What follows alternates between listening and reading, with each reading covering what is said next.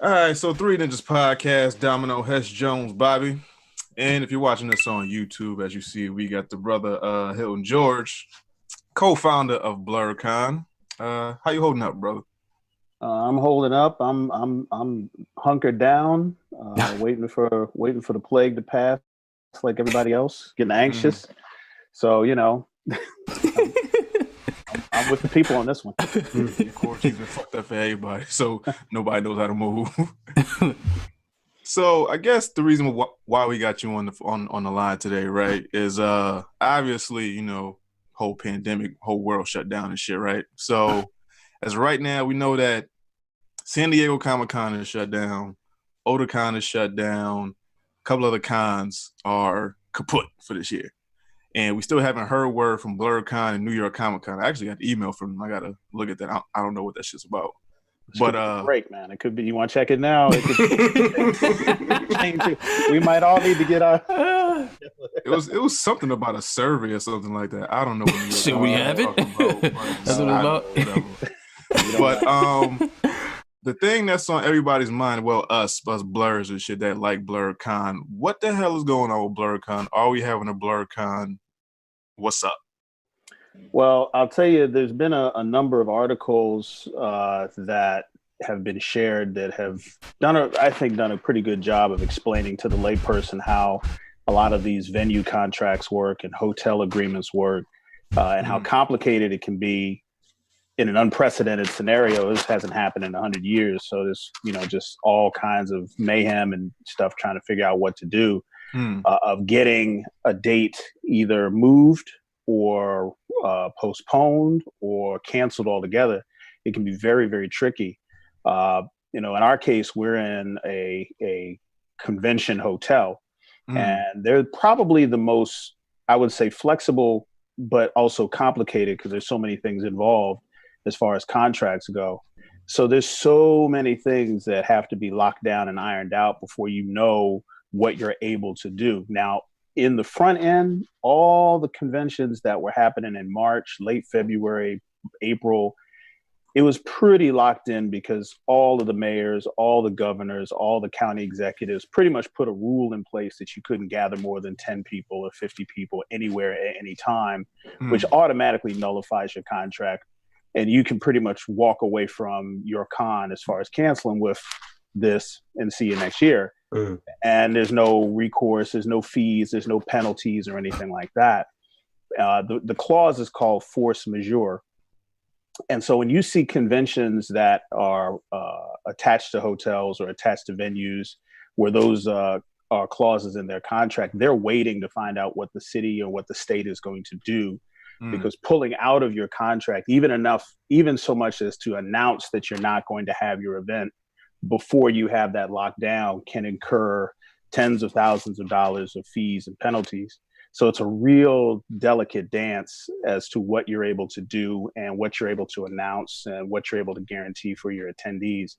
So it's the first time for us. It's first time for almost everybody in the convention community. I mean, most of the things that we go through, as a nation are impactful: terrorist attack, flood, earthquake, and we kind of immediately have the event and then everything kind of goes toward rebuilding. But this is just an ongoing thing.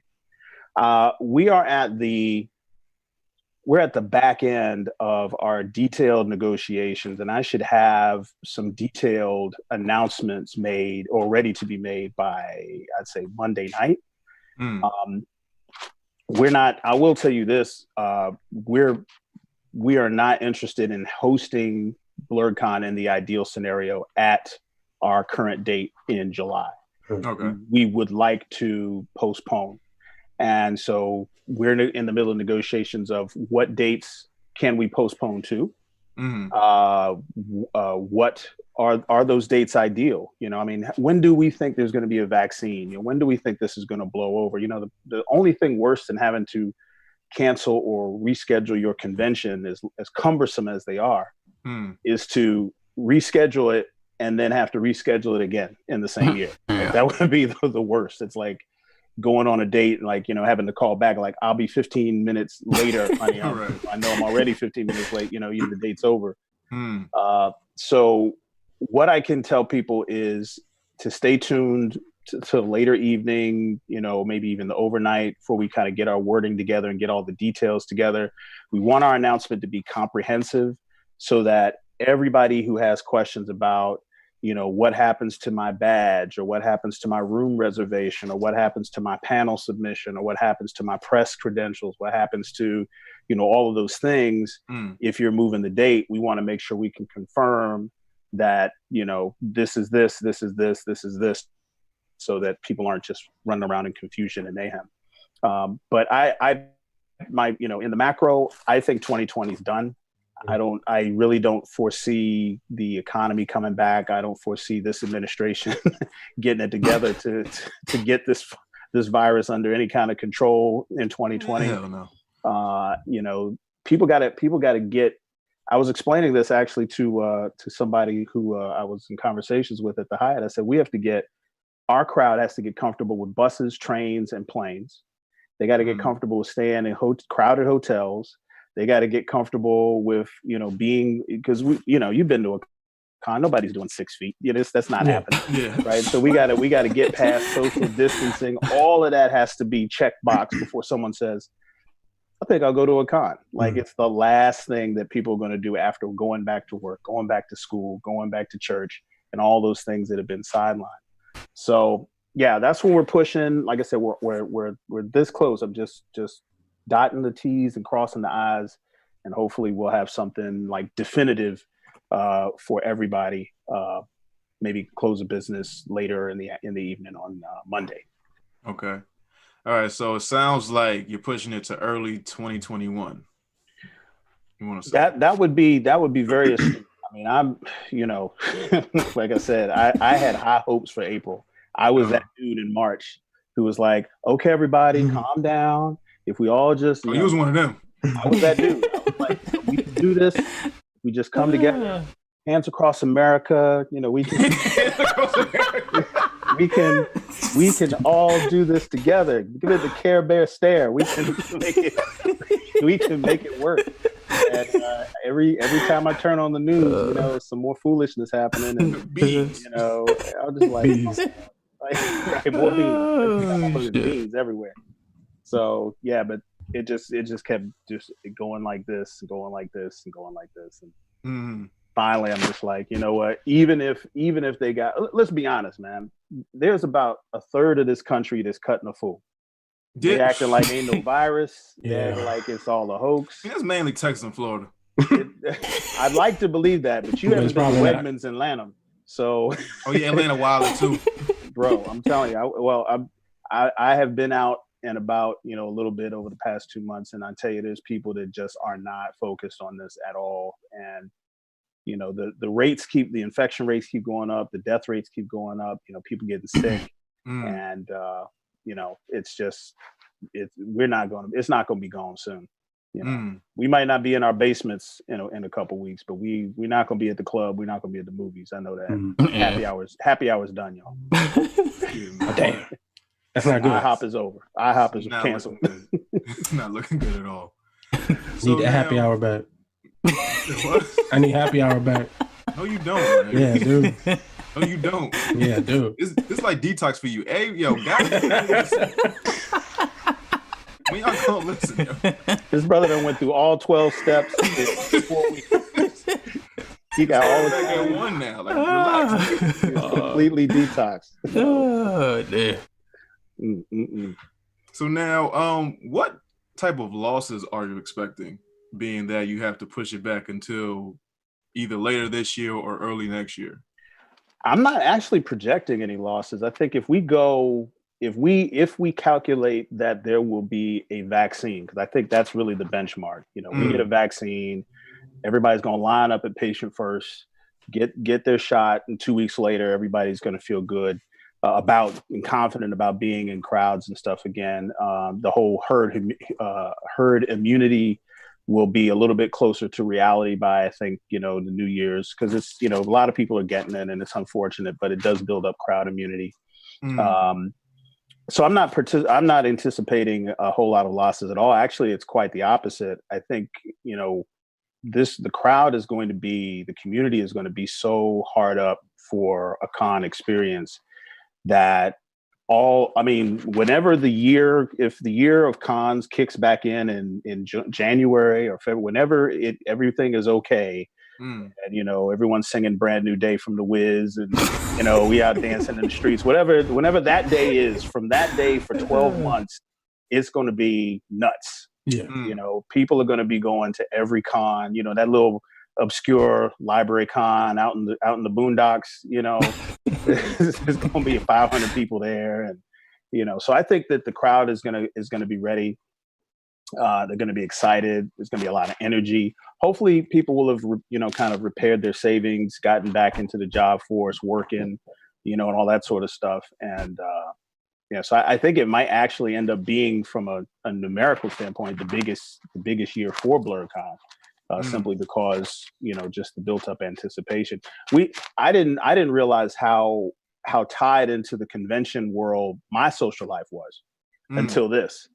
I thought I had friends that just lived around me and stuff until this happened. I'm like, wait a minute, I ain't got no friends. Where's everybody? Oh, I'm used to seeing everybody at this con or that con or whatever. And now that there's no cons, everybody's, it's all Facebook. That's it.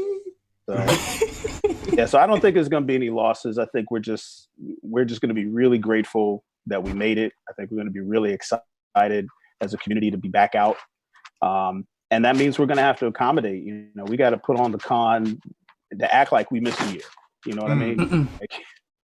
So we're gonna have to really, really, really, really step it up. But I think we're gonna have some really cool stuff for y'all. I think there's gonna be some cool stuff coming out about BlerDCon and what we're gonna be doing over the next year, in addition to the convention at the end of the year, to let y'all know. Right. So now you seem real like gung ho about like, oh yes, some point in the year or early next year, we're going to have a vaccine and everyone's going to want to go out. But for a lot of people, this is like a new normal, where it's like, okay, they're not as willing to go out or be in large crowds. Do you think that even if we're cleared to go out, you'll still see that big turnout, even though everyone's been stuck in the house since what? It'll take time. I don't think that Fauci or the task force, whoever's comes to the podium at the White House briefing room and says, "All clear, you're good to go." I don't think that minute is going to be the one. I think we're going to start poking our head out. We're going to be like, you ever see the meerkats in the African plain where they kind of popping their head up, looking around, and then go back down and pop their head up, look around. People go, well, let me start with GameStop at this though. Let me just walk in there and look around. And, all right, I did that. All right, hold on. Let me run by the mall real quick. I sat in a movie for 3 hours. I'm not dead. All right, cool.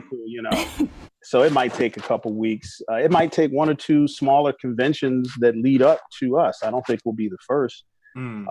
If you look on your calendar, some of the biggest conventions in the DC metro area, AwesomeCon rescheduled to the second weekend in December 2020. Damn. So that's going to be a test. There's like 80,000 people come through that convention because it's a pop culture con and, big convention center stuff. MagFest is going to be the end of January, the weekend of January 24th. So that's a second test about 30 days after that. Right. Less than 30 days after that is going to be KatsuCon at the National Harbor, same place as MagFest. So there's going to be 3 conventions happening through the winter. The biggest conventions that are pretty much on the DC Metro con calendar are going to be happening within 90 days of each other, starting in the winter and going through to the early spring. And so we will have a a chance to see, the people who come back from AwesomeCon didn't get sick, didn't die over the Christmas holiday, and everybody's like, oh, okay, Frankie's all right, and then boom, you got MagFest. These are all real crowded cons. You guys have been to MagFest, right? No. Nope. Okay, it's like this. It's like, just imagine bodies, but I'm not praying. I'm just pushing them together. Yeah, it's just shoulders. Let me get by real quick. Right here, yeah. Same thing with KatsuCon. They're crazy, crowded, big, interior inside events. So if we come out the other end of those, I think everybody will have the confidence to be ready to go out, especially when the weather breaks and it's not raining or snowing or that crazy. So now with all these cons so close together, right? People usually plan out like their year around certain cons, like, oh, we're going to this con in January, so we're going to this one in April, this one in July, and whatever. Now, has you and the team put together a plan to make people come to your con specifically instead of like going to the others within that time period? Like, do you guys have a bait plan? Well, I mean, we've got we're bringing back all the stuff that we always have at BlerDCon and all the cons that have built up. The food trucks are going to be there. So, I mean, that's going to be big. The guest list obviously is going to shift, but we've got some really good line-ins on, what we might be able to do as far as guests. I think the features are attractive, but what I think what really resonates in people's minds about BlerDCon, or the BlerDCon experience more specifically, is the experience that people have in the convention among fellow Blerds and the Blerd community.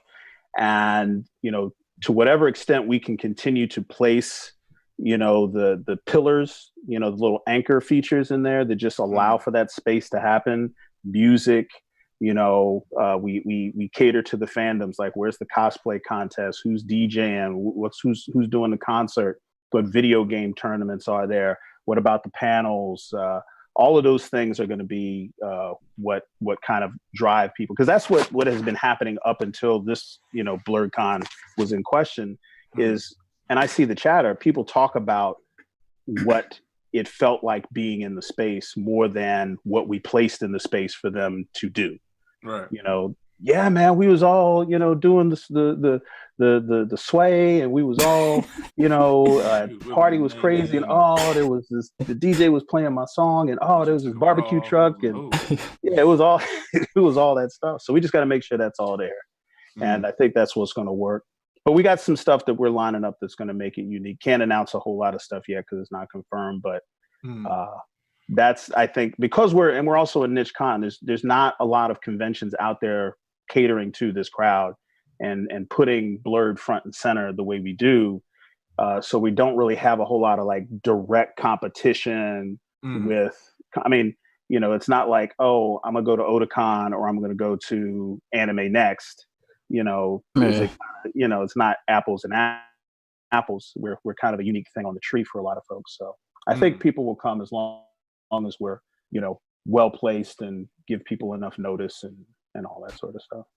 Yeah, but how does that work with like the higher tier guests that you have coming? Because everyone, like I said, plans out stuff within the year. So say if something that you were banking on that was going to be a big draw, and now that person or that panel can't happen because they got another obligation to go to. So how do you replace it? Do you replace it with some smaller ones, or like do you like, hey, we lost that one, but we can get someone bigger, hopefully, or just shut that whole? It really depends. There's a lot of the guests that we're talking to and we're speaking to that they'll be able to come. The ones that we've announced. Once we talk with them about the dates and their availability, it's not like there's a whole lot of conventions that are kind of in this recreational mode of reaching out and rescheduling. And we don't really have anything on the dates that I'm not conflicting on any of the dates that we have available to us at this point. So conflicts are going to be low. But I also think that there's not going to be as many cons this starting in 2021. This is unfortunate, but there are going to be a good number of conventions that are going to die on the vine because of this spring. Smaller conventions, conventions that maybe didn't have a lot of the infrastructure or the track record, who had already spent their money on the venue. And if it's not a venue that would allow for them to get a refund of their money or transfer their date without penalty, that money's gone. The money, I mean, for us, the money we spent on promo, going places to promote BlerDCon, we were at Dragon Con and we were at all these cons in the fall, setting up our booth and table, staffing it, paying for the designs and the banners and all that sort of stuff. I mean, that money is spent, and every con is not going to be able to survive that. So I think you're going to have a less crowded con calendar this summer than we might have had, in any regular summer. So people are going to have less to choose from. And so I think that may benefit us in a way, that it kind of draws more people in who have maybe room in their budget for 4 or 5 cons a year. And if 2 of those cons just aren't going to happen anymore, then they might defer over to Blerd. Okay. Now, what's your team's mindset going into this? Because everyone can't be on the exact same page as you. Where it's like they might have some reservations where it was like, okay, the coronavirus is going to clear up. We're going to have a vaccine and we're just ready to go. Some people might be like, I don't feel that safe.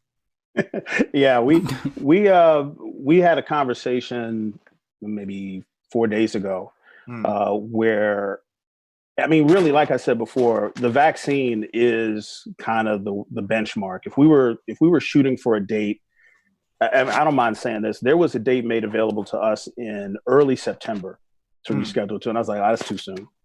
It's just not, there's no way that there's going to be a flattening of the curve, a vaccine, a treatment, all spread out around the world, and everybody's at a comfort level that close to in the calendar, So with us looking in 2021 for a rescheduled date, I think that there's a lot of confidence that we will have a vaccine by then. The NIH, the private industries, we keep an eye on all of this. They're talking about maybe putting a vaccine on the market in September, so we'll see, so that's really for the team, as far as safety is concerned. The other thing is that we're all a volunteer army, what I'm saying? We don't, everybody's got a day job and a lot of us work in education. So with BlerDCon having traditionally been scheduled during the summer, it's not a problem if school is out because anyone is a teacher, a counselor, intervention specialist or anything like that. No problem. School's closed. I got all the time in the world. If we end up in doing something in the spring, availability gets affected. But we've got, it's something that we got redundancies for. We have a lot of cross training in our team. But I don't think there's a lot of trepidation as far as, even after the vaccine, can we go out? I'm very mindful to push this far enough out that we are going to be clear of, now stupid stuff can happen. Don't get me wrong. Right. You can plan all you want and then the virus does what it wants to do and it, whatever. But based on projections, the dates that we're looking at are pretty well into the safe zone. They're pretty well into the safe zone. Now, do you guys have a plan in case anything like this happens again? Like, do you have a plan in place, like a corona clause now? I'm calling Elon Musk and we're going to Mars, man. I'm done with this. Mars, bitches. I can't take it anymore. Like, I quit, man. Like, really, a pandemic? All the things that white people can have this shit. Yo, let's go. Black people too. I'm taking 3-4 people. Let's go. Like, hey, Africa don't sound too bad. Let's go. I just look, you have to remind your listeners, Wakanda isn't real. Don't go to Delta Airlines looking for that flight.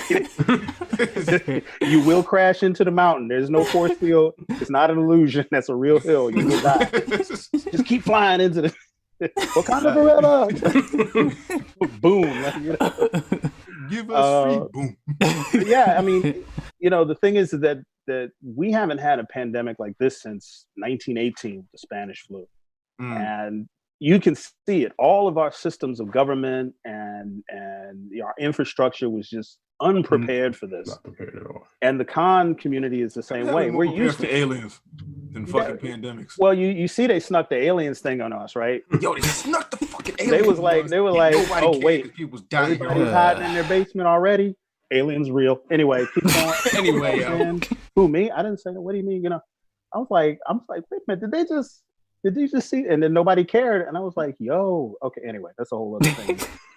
And nobody cares. Yeah, nobody. Hey, look, we ain't even got nothing to say. We don't even care. We're like, man, just get me to work. I care, but it's because you've seen him before. I know I've seen some shit. He know him. I seen some shit before. I like naming. I know I wasn't crazy. I know what I seen. That's George. I know that. Yo, you that dude on Independence Day who was like, yo, I see it. No, I'm not that crazy. I've been saying it. Damn year. But yeah, I think, just stepping out of the con scene for just a second to talk about the world, I think if there is a silver lining to this, is that we are looking at our government preparedness and our societal preparedness for real emergencies that affect everybody, which we haven't had a defining emergency since World War II as a country, right?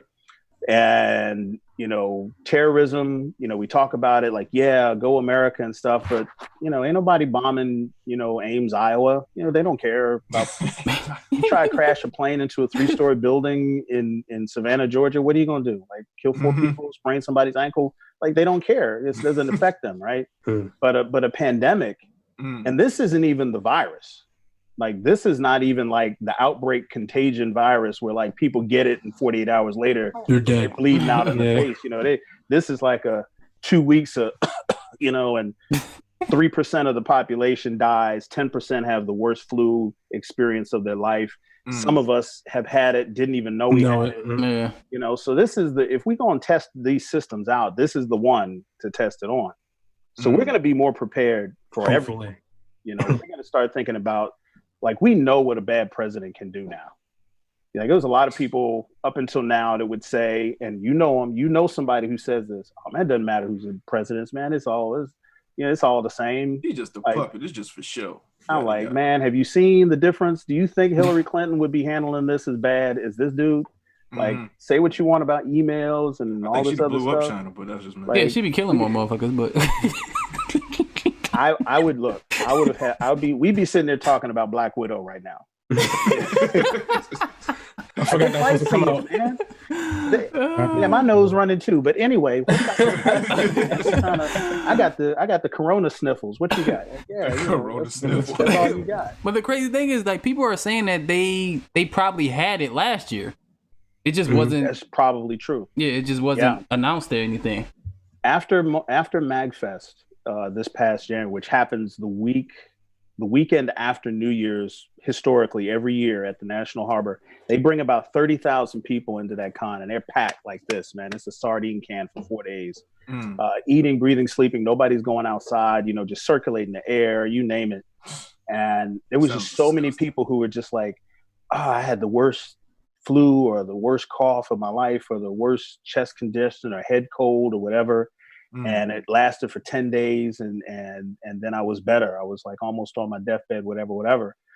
And I think there was a lot of people who just had a really, really, really misdiagnosed cold experience or sinus infection or whatever, who actually had coronavirus in January and didn't know it. I think I had it. How do you say that shit? Hey, look, you take it to Kroger. See what happens.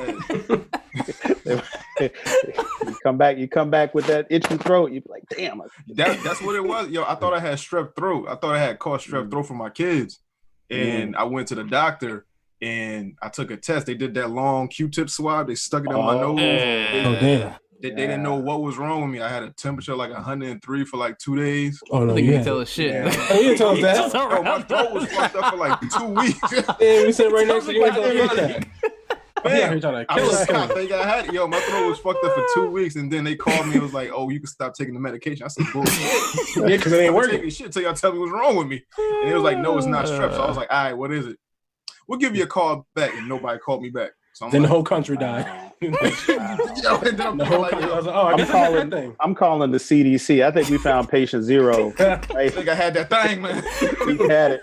He spread it. He went all over the place with it. So yeah, I think a lot of people had it and didn't know it. And like I said, for 85% of the country, you're going to have it and barely know you have it. Some people are going to have the worst strep throat or sinus infection or wherever it hits. It hits a little different for everybody. It'll be the worst cold or flu or whatever experience you've had, but it's that 5% of people that have they die. They have some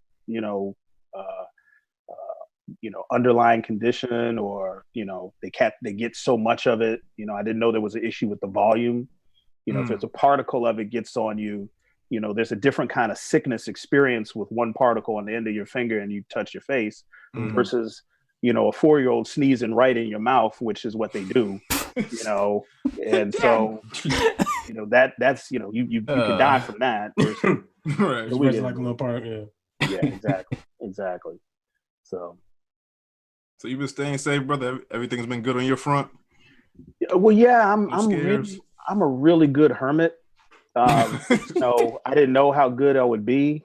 I mean, I don't know if y'all can see this, but hold on, watch this. Yeah, we see the cabin. You see what I got? Oh, liquor. I'm good. I'll tell you that. Like y'all got some coronavirus. All right, cool, man. I'm stocked up. Like as long as I got some ice and some chaser. No, but it's you know, I got a good cable package, and you know, I managed to. Okay, so this is a funny story. I just share it with y'all because I like it. So I was one of those geniuses that lost his job about 3 weeks before the coronavirus hit. So I was already in the unemployment system. There was no line, you know. It's like it's like catching the matinee of a Marvel movie. Like, oh, okay, this is cool. Thursday at 3:00, I'm in here, you know. I'm in. Like all of a sudden, all my friends is in there. Like, oh, you here too? What you do? Oh, they fired everybody. Oh, damn. Like, okay, they're not playing with that stuff. Well, all right, man, you know. And then now you got 30 million people and. You know, folks that can't get their benefits, they can't get into the system. You know, it's crazy, man. And that's the stuff that's going to be hard to come back from. That's you know, people are feeling real insecure about their jobs and the financial stuff. Yeah. That financial is no joke. I mean, it's been pretty inspiring to see the banks and stuff being more accommodating. You know, my car note. You know, there's like, oh, we'll, you know, 3 months. We'll, you know, we're going to let everybody not pay their car note for 3 months, you know, or, you know, your student loan debt, you know, you don't have to pay for 6 months. You can do a forbearance on that based on coronavirus and the economy and stuff. And so that's been really helpful for a lot of people, myself included. So I haven't, other than going and getting food, you know, I cut all my relatives out by phone, you know, my folks are down south. They are not on the same page. They are not on the same page. They are chilling in the south. They act like, what? Y'all in the house. Oh, they going out? Yeah. Like I talked to my father about it, and you know, he says, oh yeah, we're hunkering down, you know, me and your mom, I'm just piddling around the yard. Took about 5-6 trips to Lowe's, get some mulch for the whoa. Like, nigga. Back up, rewind to that whole going to get mulch. Like, oh no, don't worry about that. I'm good. You know, I just went and grabbed it and threw it on the truck, and you know, then I took it out to the rental properties and I was putting it down. I'm like, wait, you went somebody's house with mulch you bought? This is lockdown is supposed to be. So like in the South, like as bad as it got was they closed the movie theaters and they closed the dining spaces in the restaurants, best I can tell. Yeah.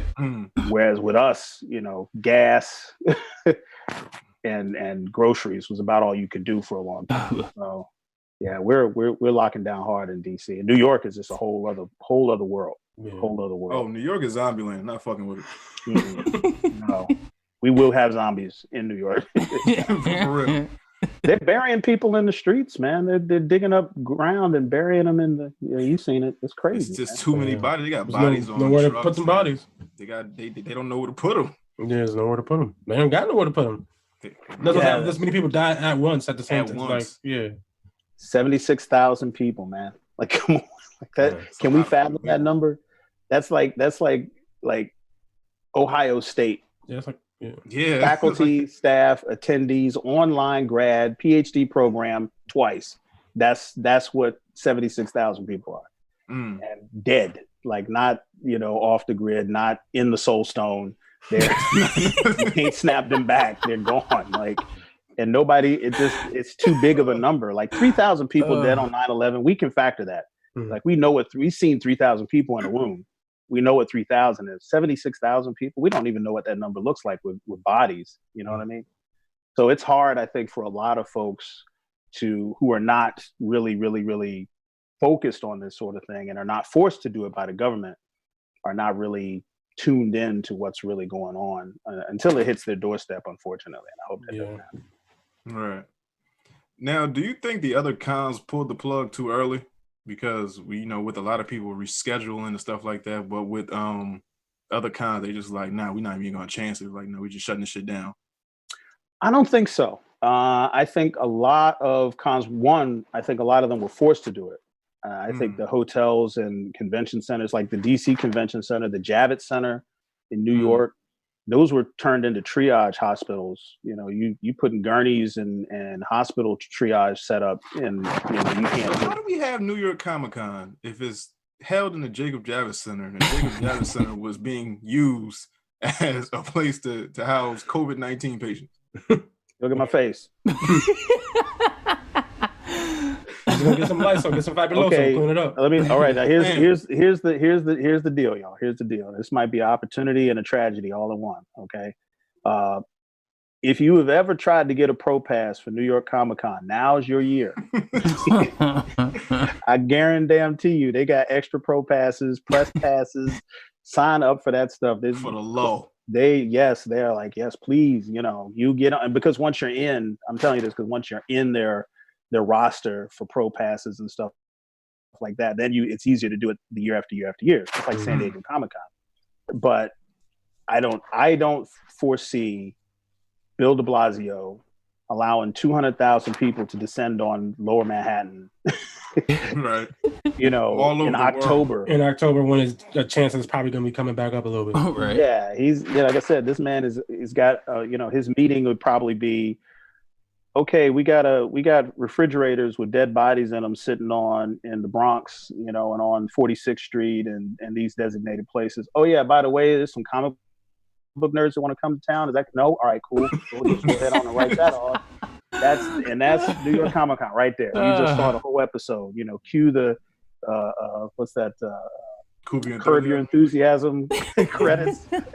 Just motherfuckers out here. Stay home, go home. Exactly. So I don't think anybody went. Got too zealous because no one really had incentive to do that. You know, it takes a whole year to plan for a con, no matter where your con sits on the calendar. And they start planning, you know, the week after their con ends. And to cancel or reschedule can be like one of the most devastating things that can happen to your organization. And I know that Awesome Con, they waited as late as I think they could because they were probably like me hopeful that February and March would be, you know, kind of a defining 3-4 weeks. And it was just like, nah, that's not going to happen. So they went clear of everything from that point, which was a month and a half ago, to December. I mean, Dragon Con, everybody's giving Dragon Con shit because, you know, they have announced that they're going to happen. I said, but they're probably in the same boat that a lot of cons are because they've got more than just one hotel that they're dealing with. They got like 7. I don't know if any of you, have you guys ever been to Dragon Con? No. Okay. That's the next one I want to go to. It's like 100,000 people descending on 8 square blocks of Atlanta for the purpose of nerd activity. And it's across 5 hotels, the America's Mart 2 buildings. You know, it's pretty much all of Northeast Atlanta is Dragon Con. So with all those different kinds of venues that they have, municipal buildings, government buildings, private properties, hotels that they're using, the Atlanta Aquarium, you know, all of those are incorporated. Cancellation policy for something like Dragon Con has got to be just ridiculous. So, and they're the last kind of holdouts, you know, and people have been giving them hell, but like they got to wait for the mayor has to say this, the governor has to say it's not happening before they can be free of any, you know, remaining paperwork and stuff like that. So I don't think they're happening, but they may, you know, it's Georgia, you know, and Georgia's not Atlanta. You know, if you've been to Georgia and you've been to Atlanta, you know they're 2 different places. Yeah. 1,000. Right. You know, you can look at your calendar, start to go back into the civil rights movement. The further into the state you go, you start hearing in the heat of the night playing in your iPod. Like, Spotify is tripping. What is going on? What you doing here, boy? I'm trying to warn you. Spotify trying to warn you. Fuck out. But one time I went to the Waffle House and all the white people just turned around like, I was like, oh shit. There's some nigger here saying they want some pancakes. You niggas want pancakes? Oh shit, no. Man, How about turn you with a nigga pie? No, there's still places in some parts of this country where we simply aren't at. And some of those places are in rural Georgia, as we see. And where, you know, if you go to it, like I said, people say, "Oh, I love Georgia." No, you don't. No, you don't. You love Atlanta. You love Atlanta. And that one flight you took where you did the layover in Savannah, you like that. That's what happened. You didn't go to Macon. You didn't go to Valdosta. You didn't go to Chicken Neck. It's a whole, yeah. So anyway, I think they're going to be the last holdout, and then everything after Labor Day is going to be in question. And this is just my prediction, because here's what's going to happen. And you heard it here first. We already cutting the fool. There's a lot of folks that can't hunker down like us. Us nerds, a lot of us kind of have an introvert gene that allows us to be by ourselves or communicate virtually. We're used to that. Mm-hmm. So we probably take it a little bit better than some folks. There's some people that just can't stay in the house. People that can't stay in the house the whole day. I know a bunch of them. Right. So May, Memorial Day weekend is coming up. People are going to cut a fool. People are going to go to any beach that's open. They're going to be at all the sales, Memorial Day sales. They're going to go, if the movie theaters are open, which I don't think they'll be, there are going to be people there. But we're going to act up. And then we're going to have a spike 4 weeks later from that. The next thing that's going to happen is 4th of July weekend. Where do you think these people with the big flags talking about, I want my freedom? Where are they coming? They're going to be running around D.C. with these big flags. I don't know where they get these flags from. I don't know. But anyway, they're going to be running around here. They're going to be on buses and trains and stuff like that. Then there's going to be a spike from that. And whether Dragon Con happens or not, Labor Day weekend, 5-day weekend leading from the summer to the fall, it's just going to be crazy. People are going to go crazy by then. We'll be more what's the word? Stir crazy from being in the house. It'll be better weather, warmer, hotter. And if there's anything going on at all, we're going to go to that. And then there's going to be a spike after that, and I think that's just going to be our relationship with the virus until we get a vaccine.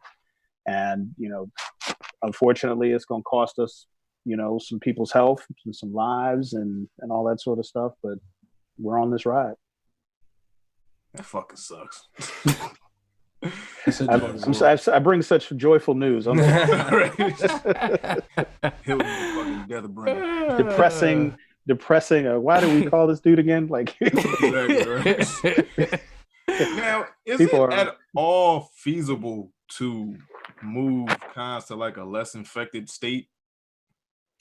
Well, I think that's a real challenge. Somebody asked me a similar question, and it's not a bad question. It's mass space in Wyoming somewhere. So many people travel from other states to go to cons, and that might not happen in like a state like Texas, where you could drive 10 hours in either direction. You can cross over like New York, Texas, Florida, Cali, something like that. I'm thinking something like Midwest, something like that. Yeah, if you're in Utah, you could probably do a more local con and know that you're kind of pretty much have Utah people attending. But if you do something in DC or New York or Atlanta or anywhere on the Eastern Seaboard where all the states are kind of pancake right on top of each other, you're going to get multiple states. And again, like I said, people are real con excited. And so what's going to happen is that they're going to go, there's the first couple of cons that happen are going to get a lot of traffic. And so I don't know if it's possible anywhere except maybe some very specific markets, but it'd have to be somewhere out in the Midwest, like rural Alaska, There's cons in Alaska, by the way, where's your con? Greater Samoa. We're just, we're going to move it to the Galapagos Islands, get the lizards out the way and real local, just a local thing. A couple of natives will be there with us. But yeah, if you're doing something in a small market like that, maybe later in the fall, early winter, you might be able to get away with something. But anything else, man, we're gonna be there. We are going to be there. Hey, y'all asses the fuck home. This shit ain't worth it. All these cons, they cool. You gonna fucking be congested. Hey, right? Write that down. It's got so many double entendres, It's congested because the con is crowded. It's congested because I got fluid in my lungs. I like it. Conjugating. Conjugating. You said conjugating. Thinking of conjugating. Dropping the pearls here. I'm stealing all of this.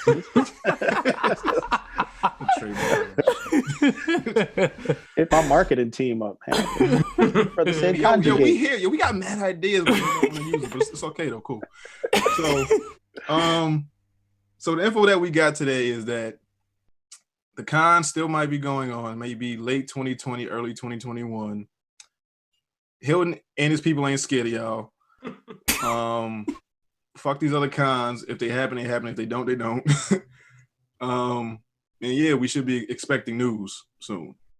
Yeah, like I said, I was actually hoping to have all the I's dotted and T's crossed by the time we were sitting here, so I can drop the whole thing. But if I drop like the whole news, then everybody's inbox and the bureaucracy is going to blow up, and we won't have answers until close of business on Tuesday. It might be a little earlier, but like I said, we're definitely looking at moving the date beyond the coronavirus. We're just going to have to hunker down and make it work. It's a complicated process. The cities involved, the states involved, the governor is involved. There's just a lot of different factors that we got with sponsors, vendors, attendees, volunteers, staff. Everybody's got to kind of be considered in any decision we make. And like I said, man, if a meteor had hit 2 months ago, it'd be an easier thing to navigate, than if, we got bats coughing in China and now we're all, This whole shit is straight out of a comic book, but I don't think people realize it yet. No, it's out of the movies, man. We've seen this movie before. I don't know why we're failing this test. Yo, we've seen. We got mad movies. We got like the Outbreak movie. Every Outbreak movie with zombies, with coughing monkeys. We've seen all these movies. We know exactly what to do, and we're making all the wrong decisions. And I don't understand it. It's like. It's like, we remember the stuff we shout at the screen about, when Becky has to go inspect, what was that noise? And you're like, don't go, it's going to kill you. Yo, what did I tell you on the last podcast? I was like, yo, this is straight out of a fucking movie. We're all sitting here and we're looking at our friends and our family. It's like but we didn't think it was going to be us though, going outside and looking, because black people be like, yo, I heard that shit. I'm cool on it though. Listen, I'm telling you, hunker down. This is part of the reason. This is part of the reason why I think we're catching a little bit more of this hell than we expected, is because we as black people have exempted ourselves from so many pop culture threats in our own minds. I'm guilty of it. Like, you looked on my timeline, man. I was saying that if you drank water from a hose as a kid, you're immune to this shit. Yo, I literally put that out, and I was confident. I still think that's true, though. And not just water from the hose. I'm talking about like you didn't let it run out. It was like hot for a while. The hose water was still in there. We were right in, a little warm. Straight, that little warm water that was sitting in the hose. God damn. You ever made mud pies? You immune to this shit. You ain't got to worry. You got mad amoebas just sitting there fighting shit. Like, nah, bro, we got this, dude. You ain't. Nah, we got this. Whoa, vaccine. We got this. This our block. It's our block. I want my corner. So we were thinking that, man, and so we were kind of like doing our little, Arthur walk, like it don't mean us, like it China. Now we got the Arthur fist. Like Wuhan. Now we just fucking Roman. I had plans this summer. And then we see, and then they give us very clear directions. And it's like, the president, even though he's a Cheeto, he's up at the podium, just like in the movie. And you got the science experts flanking them on either side. And they're saying, don't do this and don't go there and all this. And what's the first thing we see? We see house parties, people lined up outside the club, people chilling in the house, and it's just like we all inspecting the noise at Camp Crystal Lake, man. We all in the woods trying to figure out where the ha-ha is coming from. Like, I'm gonna solve this mystery. What's that? What is that?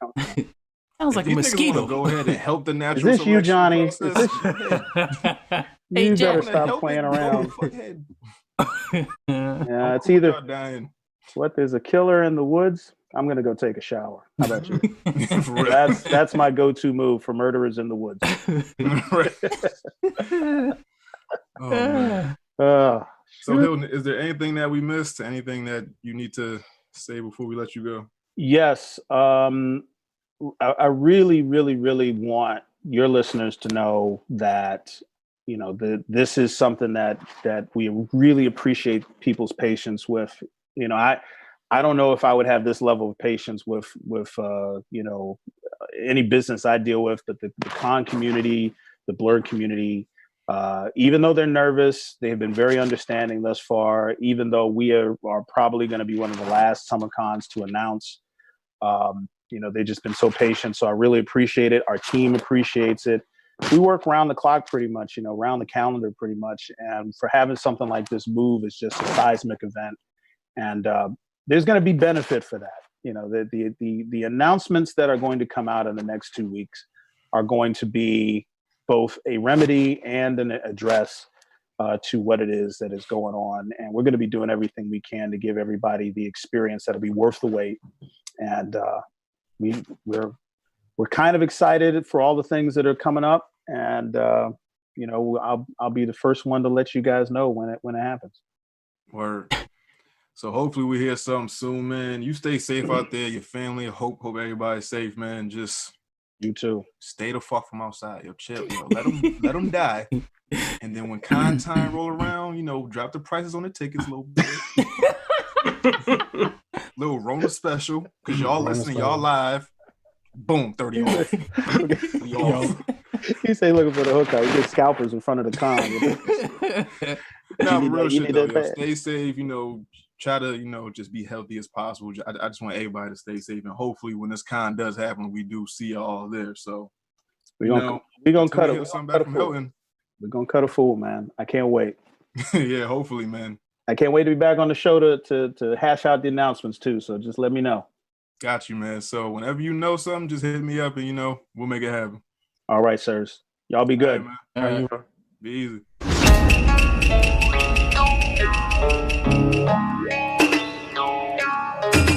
Yeah.